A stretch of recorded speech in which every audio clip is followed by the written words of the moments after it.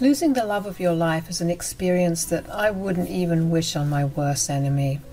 I'm Gina, and I had the misfortune of losing my husband only 2 years after getting married. To be honest, I had a great life with him. I had just quit my job due to my risky pregnancy and was really looking forward to welcoming my daughter into our lives. But fate had other plans in mind. My husband got diagnosed with cancer when he was in the final stage. He struggled for 3 months before the horrible illness took him away from me. During this time, we had to move in with my mother-in-law, Ellen, and father-in-law, Luke. They tried their best to support us, although I was the one taking full care of my husband. Still, we were grateful to have them house us when we couldn't afford rent anymore. When my husband passed away, I thought that I could rely on them for emotional support. Well, that was only wishful thinking on my end.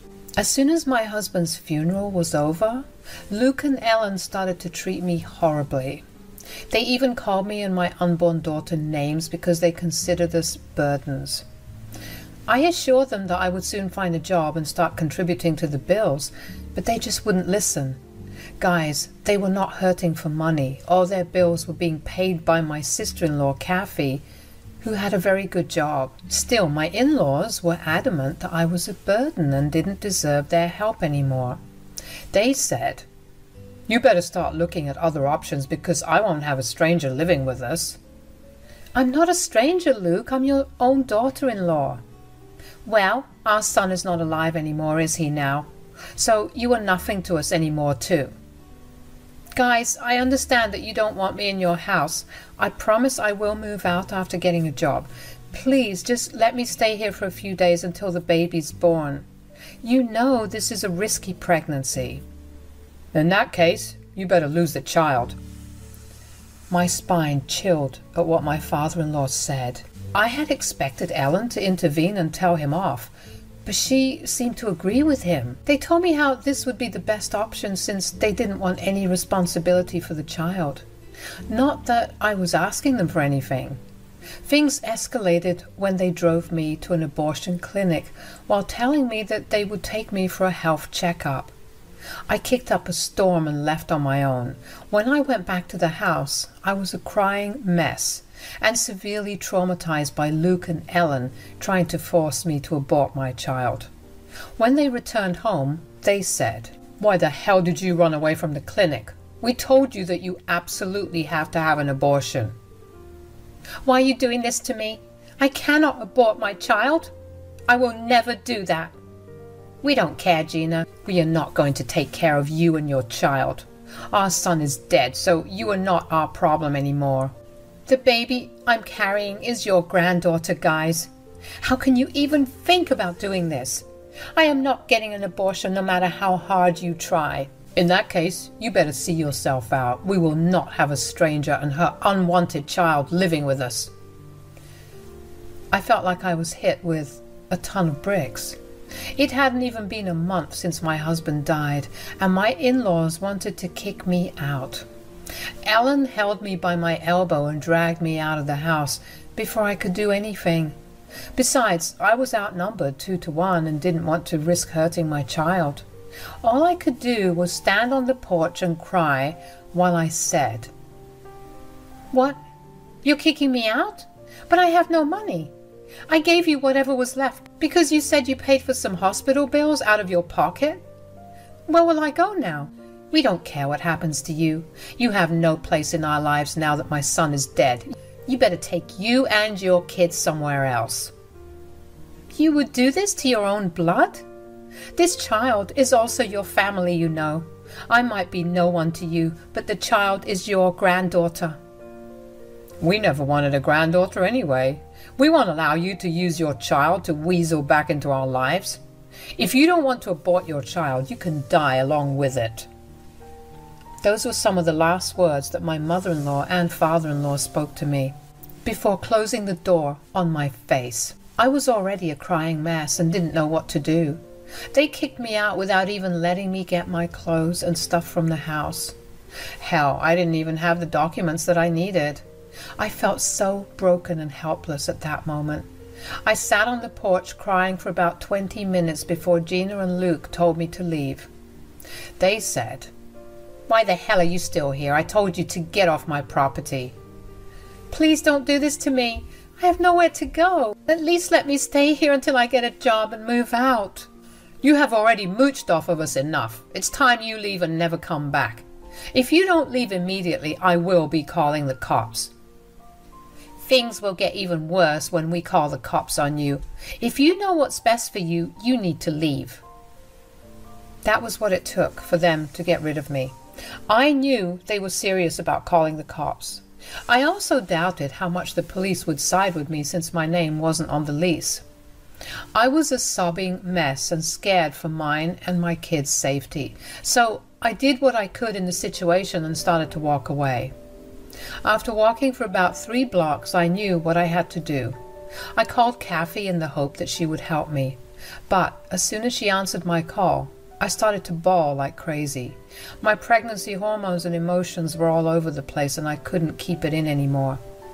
Somehow, I told her where I was but couldn't say anything else. Kathy was so alarmed at my crying and immediately drove to get me from where I was. Kathy brought me to her home and comforted me. She tried to calm me down and reminded me that my excessive sobbing may end up hurting the baby. She did her best to make my tears stop and didn't push for any kind of information. She even made me some food and gave me a smoothie. And when I finally calmed down, she said in a somber voice, "Tell me what's going on, Gina. I cannot see you in this condition. Did something happen?" "Yes, Kathy, something big happened. I don't even know how to tell you everything." "Gina, you know that no matter what, I would support you. You are family and you have my niece in your belly. I'm going to make sure you are both okay. I promise I will do anything to help."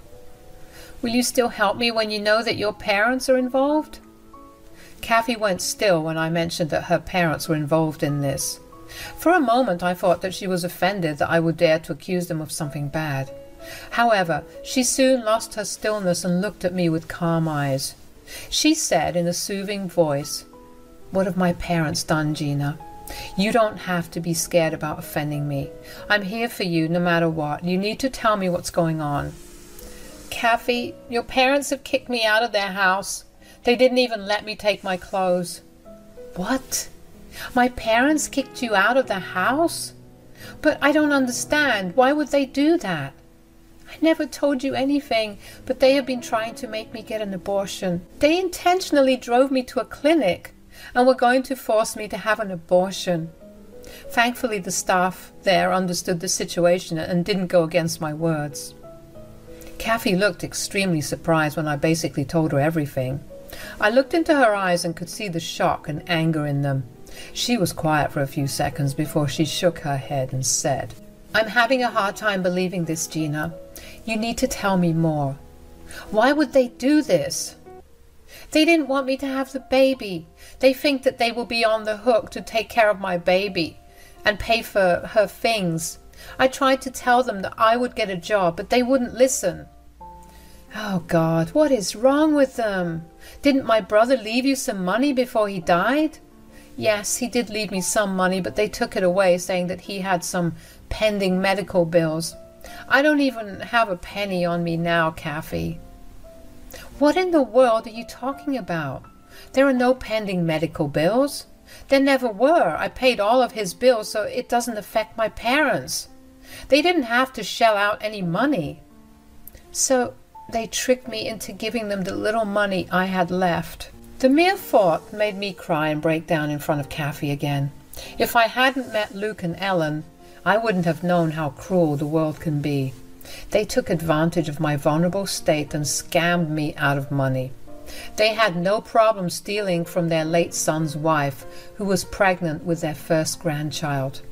Those two were completely evil. They would do anything for money. That was proved time and again. Kathy sat silently beside me as I cried again. After some time, she said, "I'm so sorry, Gina. I had no idea they would do this to you. Everything happened so fast, I didn't remember to inform you about the bills." No, Kathy. Please don't apologize to me. I should thank you for taking care of all the medical bills. I would have drowned in debt if it wasn't for you. I did what any family would do, Gina. Although judging by my parents' behavior, I can't say the same for everyone.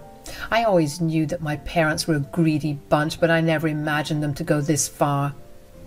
I begged them to house me for a few days until I got a job. They didn't even grant me that small favor. They kicked me out and threatened to call the cops on me if I didn't leave their property. That's why I walked away and called you when I was a safe distance away.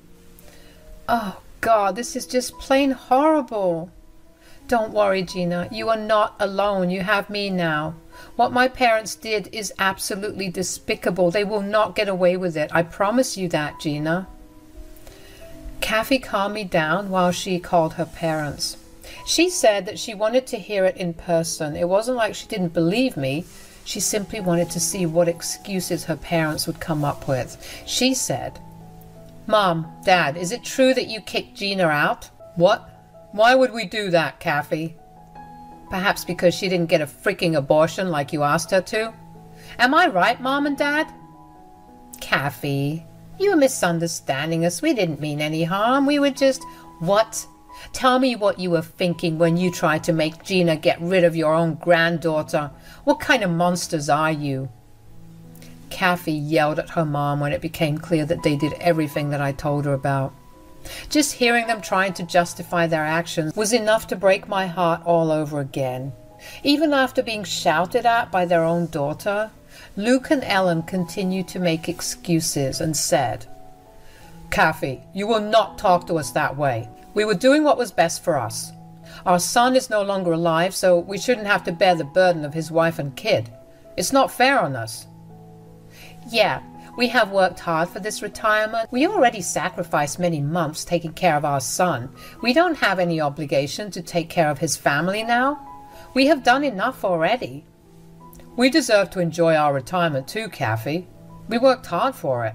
We cannot afford to look after a child right now. If Gina doesn't get an abortion, I'm sure she will shackle us with the child's responsibilities." "Your father is right, Kathy. You should listen to us and kick her out too. Trust me. If you let her stay, she will sink her claws into you and bleed you dry. Just leave her out on the streets and let her fend for herself. It will make her come to her senses." I couldn't believe that Gina and Luke were still trying to get rid of me and my child. They were actually trying to convince Kathy to kick me out and leave me to fend for myself. Their words made me tear up again, and I started to think that there was no hope left for me and my child. Just when I thought that all hope was gone, Kathy angrily said to her parents, "What on earth is wrong with you guys? How can you speak about your own daughter-in-law and grandchild like that? Also, what hard work are you even talking about? You retired early only because I gave you money for rent and bills. This has nothing to do with hard work." "We are grateful for your help, Kathy. That's why we're saving you from being financially crippled by a stupid woman and her stupid baby." "I knew Gina would end up on your doorstep and try to get your money. Listen to me, dear. You have no obligation to help out Gina and her child. Your brother is already dead, so you have no relationship with Gina anymore. Just get rid of her." "Yeah. We'll even cover for you and tell everyone that Gina left on her own will. No one will know that we kicked her out." "No, I will do nothing of the sort. I am not shameless and evil like you two. I can't believe you two gave birth to me. I am thoroughly disgusted by your behavior." Now it was time for Luke and Ellen to be surprised. Kathy had never talked to them in this tone.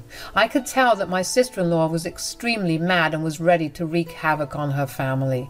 She loved my husband a lot and always told me that I was like a sister to her. Kathy was proving to me just how much she meant those words. She yelled at her parents while they sounded flustered. "What are you saying, Kathy? We are your parents, so you can't talk to us like this." "Yes, we raised you better than that, Kathy. You better watch your tone."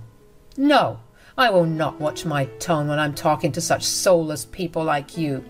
Yes, you raised me right, but forgot to follow your own teachings. Honestly, I can't believe what you did to Gina. You two are disgusting. We are doing this to protect our assets and yours as well. You are villainizing us unnecessarily. Oh, really, Dad? You want to protect our assets? Tell me, what assets will you have when I stop helping you financially? Now this was a big blow to Luke and Ellen. They had never imagined that their own daughter would threaten to pull out her financial assistance for me. I was also surprised that Kathy was willing to take such a stand for me. Luke and Ellen absolutely refused to believe what Kathy was saying. They said, "What are you talking about, Kathy? Are you threatening us?" "I'm not threatening you, Dad. I'm telling you what I will be going to do." "Are you saying that you will cut off your financial assistance for that stupid woman?" "She is not stupid, Mom, and yes, I will do exactly that. Gina and my niece need me more than you two, who are perfectly capable of taking care of yourselves." "Kathy, you can't do this. Listen to me." "No, I'm done listening to you guys. You have already taken advantage of me. I won't let you do that anymore. Gina and my niece will get my help now. Looks like you will have to come up with the money for your rent and bills now." Luke and Gina were stunned and weren't expecting their day to turn out horribly wrong. What started off as a mission to kick me out ended up being a trap for them to lose their own house. The duo were now trying to backpedal and said, "You're being very unreasonable, Kathy. Fine, if you want to help them out so badly, we will take Gina in. Just send her over. We will figure things out." "Yeah, we will manage somehow. Gina can come back and stay with us. We won't push her to get an abortion or something." "I don't know about that. Gina, what do you think?" Now, Kathy was letting me take the stage and set things in place. She was smiling at me and hinting that it was my time to make Luke and Ellen pay for what they did. So I calmed myself down and said, "I don't know what to think. Luke and Ellen behaved horribly with me. They didn't even apologize to me for their behavior." "You hear that, Mom, Dad? It's such a shame that you didn't even apologize." Okay, Gina, we apologize for what we tried to do. We take it all back." "Yeah, we're sorry, Gina. Why don't you come home so that we can make it up to you?"